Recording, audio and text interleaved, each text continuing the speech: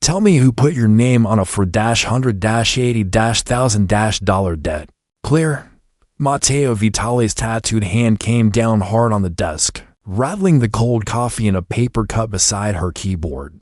Claire woke beneath the desk with her heart punching against her ribs. For one confused second, all she could see were polished black shoes, charcoal trousers, and the dark ink winding across Matteo's fingers as he gripped the edge of the wood above her. It was 17 in the morning.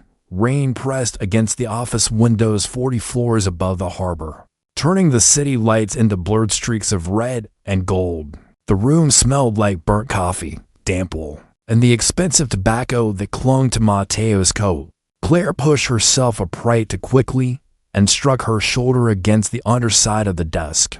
Pain flashed down her arm. "You're back early," she said. Matteo crouched, his black shirt open at the throat, revealing the charcoal tattoo running along the left side of his neck. His dark hair was still perfectly combed, but his eyes were not calm. They moved from the folded coat beneath her head to the small suitcase, hidden behind the filing cabinet. "How long?" he asked. "How long what? How long have you been sleeping in my office?" Claire crawled out, smoothing her skirt as if dignity could be restored with both hands. Her neck ached, her mouth tasted like stale coffee, and one cheek still carried the faint grit of a file folder. "I fell asleep working." Matteo looked toward the private washroom. A toothbrush stood beside the sink. 3 clean blouses hung behind the door. Silence settled between them, heavy and humiliating. "Try again," he said. Claire reached for the envelope in his hand. He moved it out of reach. "That's personal. It was under a confidential shipping report." "Then you shouldn't have opened it." His jaw tightened. Men twice Claire's size had apologized for less, but she was too tired to be frightened correctly. Matteo placed the envelope on the desk. The number printed across the notice made her stomach turn even though she already knew every digit. For $180,000. Final demand. The borrower is Owen Bennett. Matteo said, "Your brother." Claire stared at the rain. "He made a mistake. The signature guaranteeing the debt is yours." "I know. The collection company belongs to the Marconis." That made her look at him. Matteo saw the answer before she could hide it. He rose slowly, filling the narrow space between her and the door. "They threaten you. Lower your voice. There's nobody here." "There are always people here." For the first time, Matteo glanced toward the dark security camera in the corner. Its red light was off. Claire's pulse stumbled. It had been on when she closed her eyes. Matteo noticed that too. His expression changed, not softer, but colder in a way that made the office feel smaller. "Get your coat," he said. "I'm not going anywhere with you. Someone disabled my cameras while you were asleep under my desk." He stepped between her and the glass door, his tattooed hand settling near his side, controlled and ready. "So tonight, Claire, you don't get to pretend this is only your problem." Claire did not move. "Turn the cameras back on," she said. Matteo's eyes stayed on the dead red light in the corner. Rain tapped against the windows, soft and steady, while the office felt too quiet to be safe. He pulled out his phone, sent one message, then slipped it back into his coat. "Security is checking the floor. That does not mean I am leaving with you." "No," he said. "It means whoever shut the camera off knew exactly where you were sleeping." Claire reached for her shoes beneath the desk. Her fingers shook once, and she hated that he noticed. She stood, tall and slender in a wrinkled black skirt and cream blouse, trying to look like the woman who handled his meetings, his accounts, and the egos of men who thought volume was the same thing as power. "Owen borrowed money after the accident," she said. "He was driving for a delivery company. The truck was damaged, and they told him he had to pay for it." Matteo leaned against the desk, the dark tattoo along his left hand disappearing beneath his cuff. "A company vehicle. They said he was responsible." "He was not." Claire looked at him. "You do not know that. I know the contract was changed after he signed it." Her breath caught.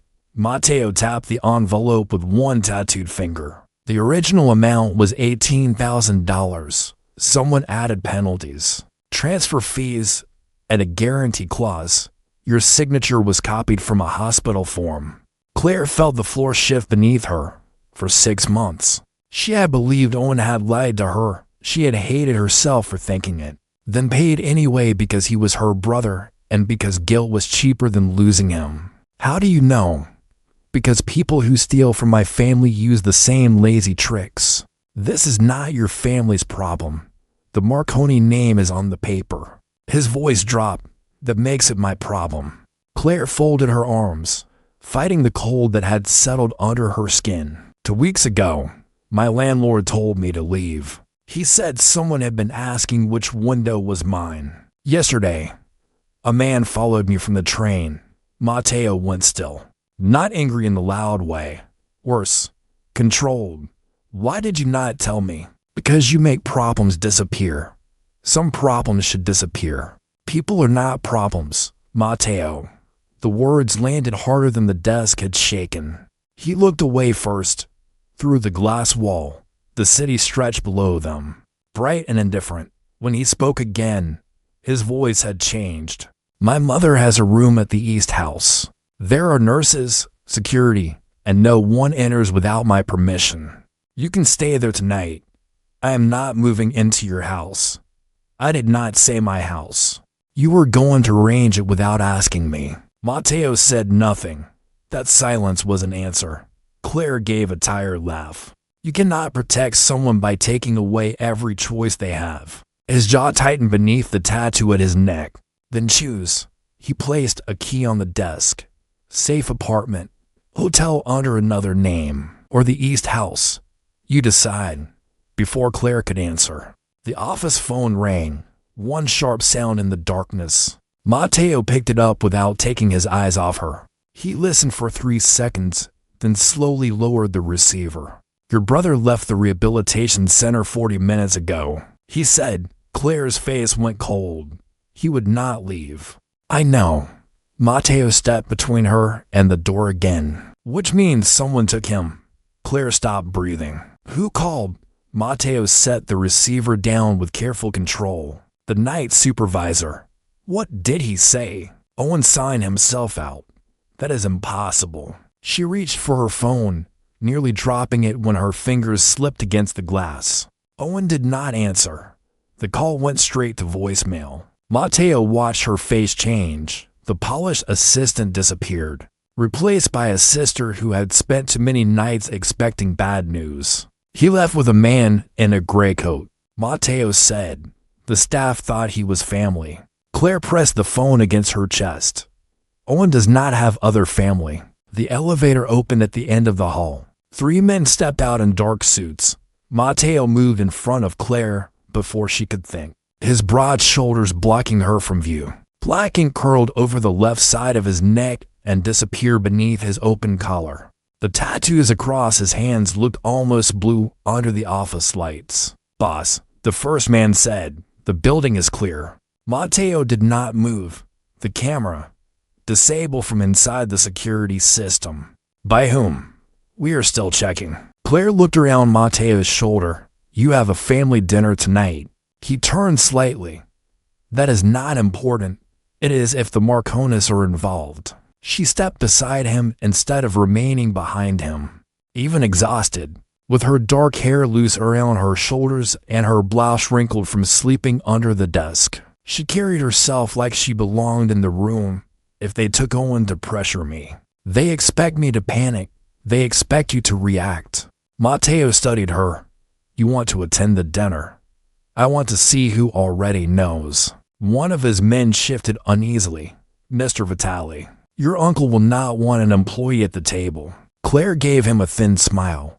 That is exactly why I should be there. Matteo's mouth almost moved. Not a smile. Something close. Get the car ready, he said.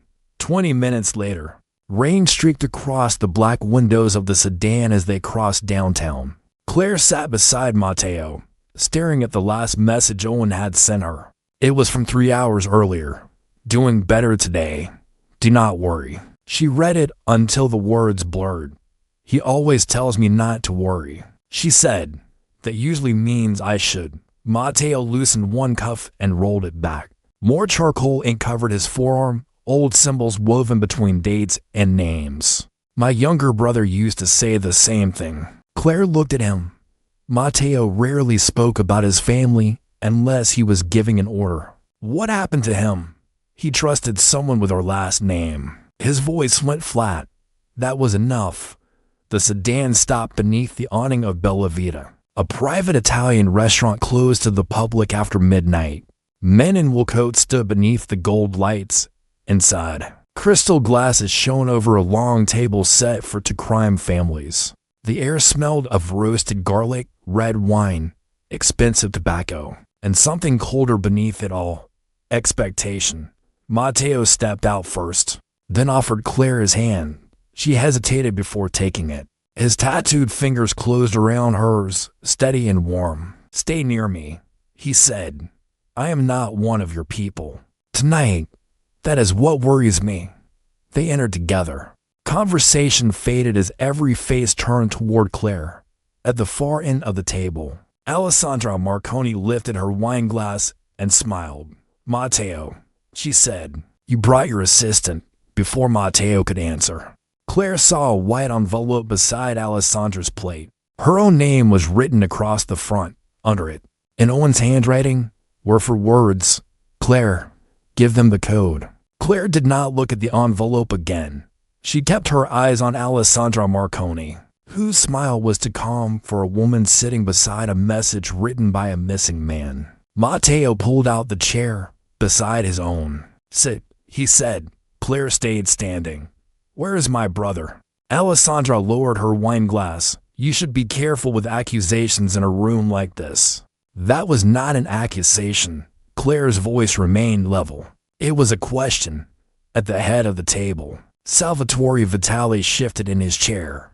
He was Matteo's uncle, silver-haired and broad through the shoulders, with the heavy confidence of a man who had spent 30 years being obeyed. "This dinner concerns family business," he said. "The assistant should wait outside." Matteo removed his coat. The black shirt beneath it was open at the throat, exposing the charcoal tattoo along the left side of his neck. He laid one tattooed hand on the back of Claire's chair. "She stays." Salvatore's expression hardened. "You bring an employee into a negotiation with the Marconis, and now she is making demands. Someone brought her brother into it first." Matteo looked across the table. "That changes the negotiation." The room fell quiet except for the soft clink of silverware being set down in the kitchen. Claire finally sat. Matteo took the chair beside her, close enough that the sleeve of his suit brushed her arm. A waiter poured water into crystal glasses. His hand trembled slightly when he reached Matteo. Claire noticed a pale ring around the base of one glass, as if it had been handled with a powdery cloth. She looked at the waiter's face. He would not meet her eyes. Alessandra slid the envelope across the white tablecloth. "Your brother wrote that willingly." Claire opened it. Inside was a single sheet of paper and a printed access request for Vitali Financial Servers. Owen's handwriting crossed the bottom, but the final letter in her name leaned left. Owen always leaned it right. He had done that since elementary school because their mother had corrected him 1,000 times. "This is not his writing," Claire said. "It looks convincing." Alessandra replied, "It should. Someone copied it." Matteo turned his head slightly toward Claire. "You're sure?" "I am sure," Salvatore sighed. "This is becoming embarrassing." The waiter reached for Matteo's glass. Claire moved first. She caught the edge of the tablecloth and pulled just enough to tip the water. Across Matteo's place setting, crystal struck china. Several people stood at once. "I am so sorry," Claire said, though she was not looking at the spill. She was watching the waiter. His face had gone white. Matteo followed her gaze. "Leave the room," he told the waiter. The man froze. Matteo did not raise his voice. Now, when the door closed behind him, Matteo looked at Claire. "What did you see?" "Something on the glass." Salvatore gave a sharp laugh. "Now she is inventing poison at dinner." "I did not say poison." Claire picked up the linen napkin beside Matteo's plate. Faint blue numbers had appeared where the water touched the fabric. An account number. Matteo's eyes narrowed. Claire recognized the sequence from monthly transfer reports. This account receives money from the company holding Owen's debt, she said. It also receives money from Vitali freight contracts. Alessandra's smile disappeared. Matteo looked down the table toward Daniel Mercer, the family's financial director. Daniel had not touched his wine. He had not moved at all. Claire felt Matteo's hand settle lightly against the back of her chair. Not possessive, but steadying. Daniel, Matteo said, tell me why your private account number is written on my napkin. Daniel Mercer looked at the napkin as if it belonged to someone else. That is not my account, he said. Matteo's tattooed fingers tightened against the back of Claire's chair. You answered too quickly. Daniel reached for his water, then seemed to remember the glasses had been cleared. Across the table, Salvatore Vitali leaned back with a tired expression. Matteo, this is a family dinner, not an interrogation. Then someone should stop bringing evidence to the table. Matteo's voice stayed low. Claire unfolded the wet napkin and studied the numbers again. Her pulse was still racing, but the pattern was familiar now. 3 transfers, each divided into smaller amounts. Each approved after midnight on days when Daniel had asked her to leave early. These payments were hidden inside maintenance expenses, she said. Daniel gave her a thin smile. You are an assistant, Claire. Do not pretend you understand family accounting. I understand it well enough to know you use the same authorization code every time. The smile vanished. Alessandra Marconi set down her fork. This has nothing to do with us. Claire turned toward her. Then why was my brother's forged note beside your plate? Alessandra's father, Vincent Marconi, spoke for the first time. Watch your tone. Matteo's hand left Claire's chair and came down flat on the table. Crystal trembled. The charcoal ink across his fingers stood out beneath the gold light. You will not speak to her that way. The room went still. Claire looked at him. His black shirt was open at the collar, exposing the tattoo along the left side of his neck. He looked calm, but she had worked beside him long enough to recognize the danger in that calm. Matteo, Salvatore warned, you are risking an alliance over an employee. No, Claire said before Matteo could answer. She pushed her chair back and stood. He is risking it because someone at this table used a sick man to reach his accounts. Daniel laughed softly. And what exactly are you going to do? Walk into a police station and explain why you have access to Vitali records. The insult was meant to frighten her. Instead, it confirmed something. Daniel believed she had nowhere safe to go. He believed she was alone. Claire reached into her purse and placed a small flash drive beside her plate. It contained nothing useful, only copied schedules and empty folders. But Daniel did not know that. His eyes dropped toward it for half a second. Matteo saw him look. There it is, Matteo murmured. Daniel's face tightened. There is what? Fear. Claire picked up the drive. You wanted me to steal his access code. Daniel did not answer. You had Owen taken because I refused. Still nothing. Matteo rose beside her, broad and silent, positioning himself between Claire and the men at the far end of the table. Where is her brother? Daniel looked toward Salvatore. It was quick, almost invisible. But Claire caught it. So did Matteo. Salvatore's expression did not change. That was worse than surprise. Claire felt the truth settle cold in her stomach. Daniel was not acting alone. Salvatore reached for his wine and took a slow sip. This dinner is over. Matteo stared at his uncle. No. It is finally beginning. Daniel pushed back from the table. To Vitali guard stepped toward him. But Claire raised one hand. Do not touch him yet. Matteo looked at her. Why? Because if he disappears now, whoever has Owen will panic. Daniel's confidence cracked. You think you are clever. No. Claire said. I think you are scared of the person you work for. Matteo watched her for a long second, then gave the smallest nod. He trusted her. The realization struck harder than she expected. Salvatore stood. You are letting her control this room. Matteo turned. The the tattoo on his neck disappearing into shadow. She is the only person in it telling the truth. Then every light in the restaurant went out. The darkness hit before anyone could move. Claire heard chairs scrape, glass break, and one sharp breath close to her shoulder. Matteo's hand closed around her wrist. The tattoos across his fingers felt warm against her cold skin. "Stay with me," he said, somewhere near the kitchen. A door slammed. A man shouted, then stopped. Emergency lights should have come on. They did not. That told Claire the blackout was not an accident. Matteo pulled her behind him as footsteps moved through the dining room. His body blocked her from the long table and every dangerous person still seated around it. "Matteo," Salvatore called from the darkness, his voice calm. "Do not make this worse. You already did." Matteo guided Claire toward the service hallway. She could smell extinguished candles, spilled wine, and rain coming through an open door. A burst of glass cracked behind them. Matteo turned, covering her with his shoulder. He made a low sound, but kept moving. "You are hurt," Claire whispered. "Keep walking." That was not a question. They reached a narrow kitchen with stainless steel counters and racks of copper pans. Matteo locked the door behind them, then leaned one hand against the wall. His black shirt was torn at the shoulder. There was no graphic wound, only a dark stain spreading slowly through the fabric. Claire grabbed a clean towel from a shelf. "Sit down. We do not have time." "Then stand still." She pressed the folded towel against his shoulder. Matteo's jaw tightened. Up close, she could see where the charcoal tattoo on the left side of his neck disappeared beneath his open collar. Another line of ink crossed his chest, not decorative, but made of names and dates. Claire recognized one name. "Luca, your brother," she said. Matteo looked down at her.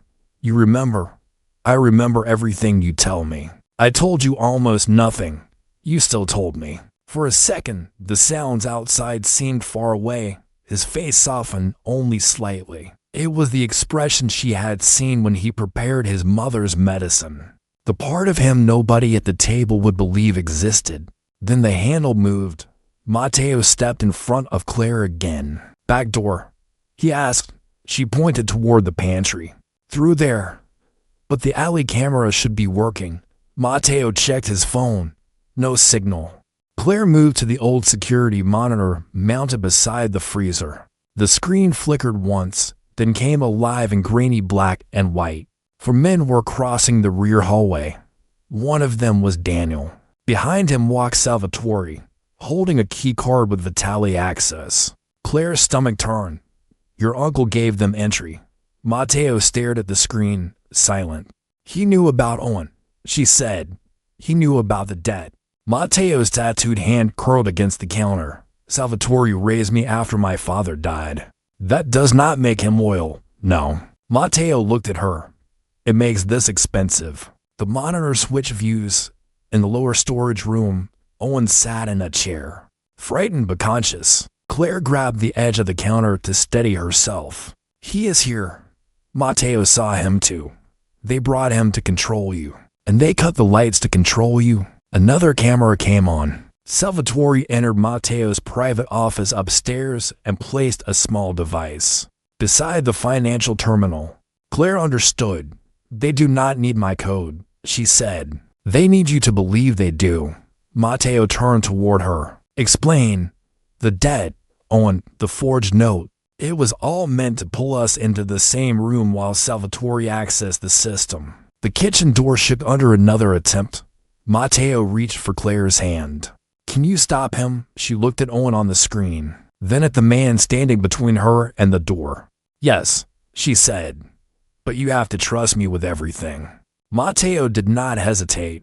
He placed his ring, his phone, and the black access card from inside his jacket into her palm. "Then take it." The door shuttered again. Claire closed her fingers around the card.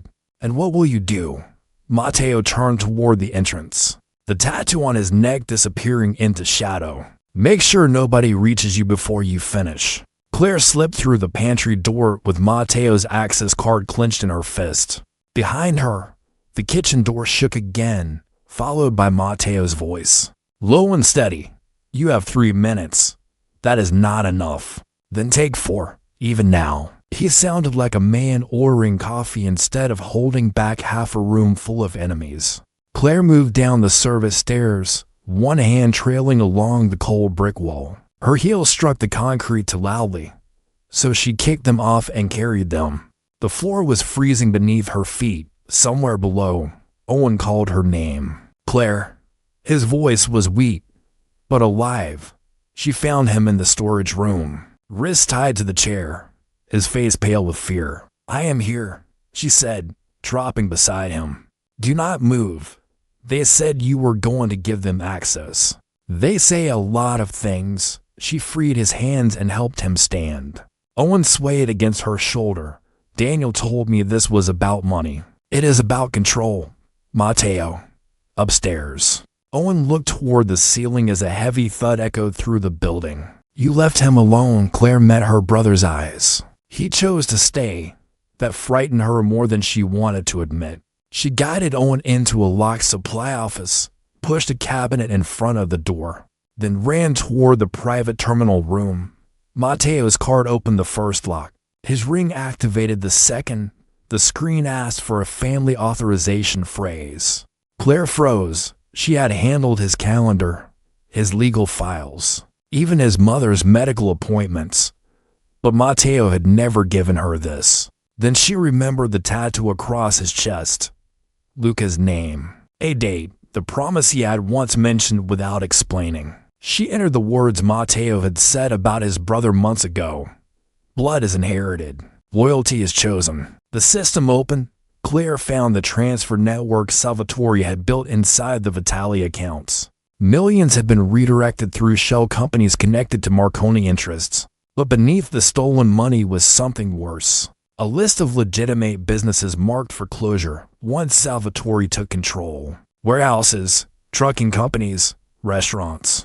Places employing hundreds of people who had no idea what family names sat above their paychecks.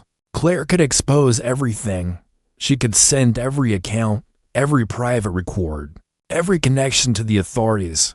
It would destroy Salvatore and the Marconis. It would also destroy families who had never chosen this life. The door behind her opened. Salvatore entered alone. His silver hair was still perfect. His suit had not lost a button. You are smarter than Daniel said, he told her. Claire remained between him and the terminal. Where is Matteo? Making an emotional mistake. Protecting people is not a mistake. Salvatore smiled sadly. That is exactly what weak men tell themselves. He held out his hand. Give me the card. Owen walks away. Matteo keeps his position. You disappear with enough money to start over. Claire looked at the screen, then back at him. And the workers whose jobs you sold, collateral. They have children. Everyone has something. His voice hardened. This family survives because men like me make choices men like Matteo cannot. Claire heard footsteps in the hall. Matteo appeared in the doorway. His torn black shirt dark at the shoulder, charcoal tattoos visible across his neck and hands. He looked exhausted, but his eyes were clear. Salvatore turned. Tell her, he said. Tell her what happens if she releases those files. Matteo looked at Claire, not the screen. People who did nothing wrong will suffer. Salvatore smiled. Even he understands. Claire's fingers hovered over the keys. What do you want me to do? She asked Matteo. He stepped into the room slowly. Whatever lets you live with yourself tomorrow. You are giving her the choice, Salvatore snapped. Matteo never looked away from Claire. It was always hers. Claire separated the records, isolating Salvatore, Daniel, and the Marconi accounts from the legitimate businesses. It would not destroy the whole empire. It would only expose the people who had chosen betrayal. Salvatore's face changed. You cannot protect everyone. Claire pressed send. No, she said, but I can stop becoming like you. The room stayed silent after Claire pressed send. On the screen, a countdown appeared in the corner. 19 minutes and 58 seconds before the files reached 3 separate attorneys and a federal prosecutor. Salvatore stared at the numbers as if he could force them to stop. Cancel it, he said. Claire stepped away from the terminal. I cannot. You build the sequence. I built it so no one person could undo it. Matteo moved beside her, his torn black shirt open at the collar. The charcoal tattoo along the left side of his neck visible beneath the harsh white light. His tattooed hand rested on the edge of the desk, steady despite the pain in his shoulder. It is over, Uncle. Salvatore turned on him. You would destroy your own blood for her. Matteo's expression did not change. You used my family name to sell people who trusted us. Do not call that blood. Footsteps filled the hallway. The tally guards entered first, followed by Vincent Marconi, Alessandra, and Daniel Mercer. Daniel's face had lost all color. Alessandra looked at Claire as though she had dragged dirt across a white carpet. She is an employee, Alessandra said. You are letting an employee decide the future of the families. Claire felt every eye in the room move toward her. For 3 years, she had stood behind Matteo, carrying folders, correcting numbers, and pretending not to hear men dismiss her before repeating her ideas as their own. This time, she stepped forward. Daniel moved money through maintenance accounts. She said, Salvatore approved the transfers. The Marconi holding company received the funds, then used Owen's manufactured debt to pressure me for Matteo's access. Vincent Marconi looked at Salvatore. You said she would cooperate. The words escaped before he could stop them. Matteo's gaze sharpened. Claire did not smile. She did not need to. Thank you, she said. That confirms the final connection. Daniel backed toward the door. A guard blocked him. Salvatore's voice rose. You have no authority here. Claire looked at Matteo. He could have answered for her. Instead, he remained silent. The choice was deliberate. I have the records, she said. I have the timestamps, the forged guarantees, and the transfer approvals. Authority is not the problem anymore. Evidence is. Alessandra laughed once. Bitter and sharp. You think sleeping in his office made you part of this family? Claire met her eyes. No. Keeping this family from being sold by its own people did. The countdown reached 18 minutes. Matteo removed the heavy ring from his right hand and placed it on the desk. The engagement is finished, he said. Vincent's face hardened.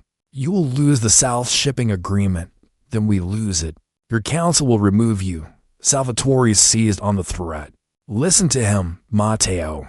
You are giving away everything your father built.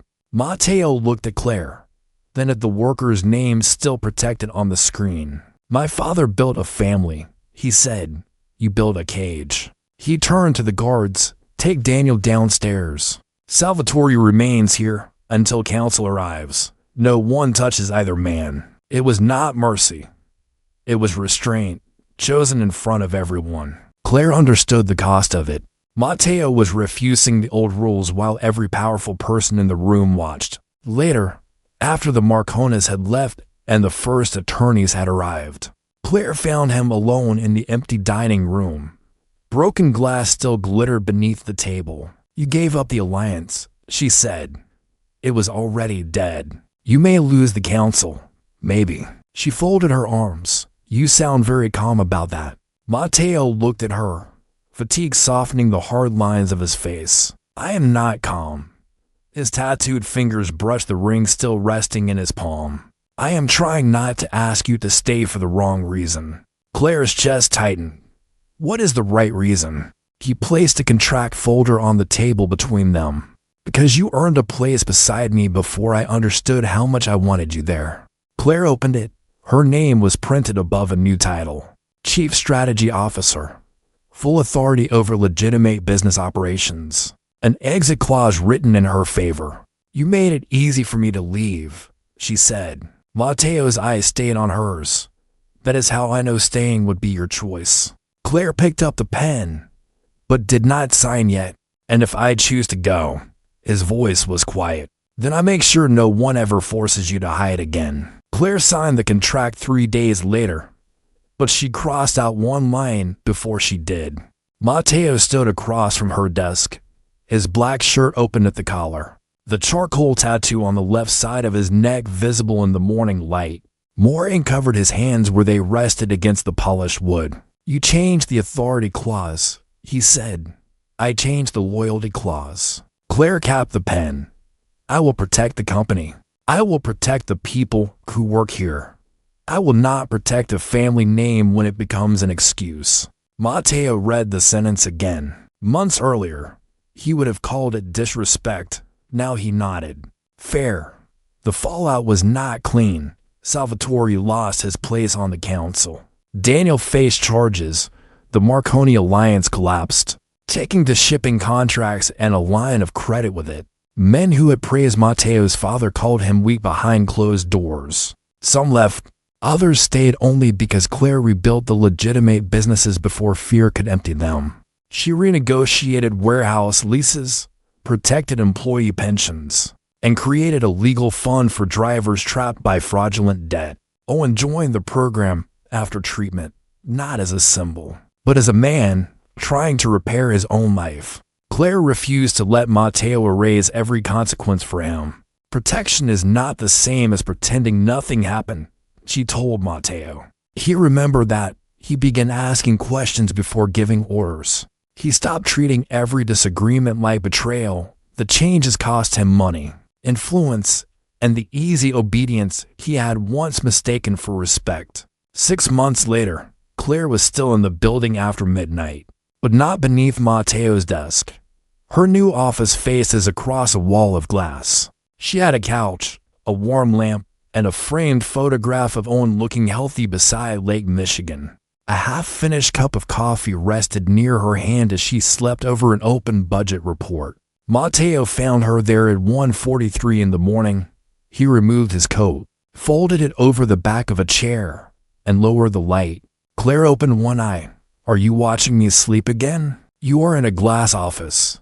That was not an answer. He sat across from her, the tattoos on his fingers dark against the white pages in his lap. "I was making sure you woke up somewhere safe." Claire pushed herself upright. She was still beautiful when tired, not because she looked perfect, but because she no longer tried to disappear. "You know what I thought power was when I started working for you?" she asked. "Fear, control," she said. "The ability to make everyone else carry the cost of your choices." Matteo looked toward the city beyond the windows. "And now," Claire followed his gaze, "power is choosing to carry some of that cost yourself." He was silent for a long moment. "You made me expensive," she smiled. "I made you accountable." Matteo reached across the space between them and opened his tattooed hand. He did not pull her closer. He waited. Claire placed her hand in his because the choice belonged to her. "I used to think protecting you meant standing in front of you," he said. "Sometimes it does. And the rest? The rest means standing beside me when I make a decision you hate." His thumb moved once across her knuckles. "I am still learning that part." "Good," Claire said. "So am I." Outside, the city remained hard and restless. Old loyalty still carried old prices. Matteo had not become harmless, and Claire had never asked him to. What changed was simpler and harder. He learned that love without choice was another kind of cage. That honor without mercy was only pride wearing a family crest. And that protecting someone did not mean owning the road beneath her feet. Claire had entered his world as a woman hiding beneath a desk, because danger had taken every safe place she knew. She stayed not because Matteo rescued her, but because she forced him to understand that real strength was not measured by how many people feared his name. It was measured by what he was willing to give up so others no longer had to fear it.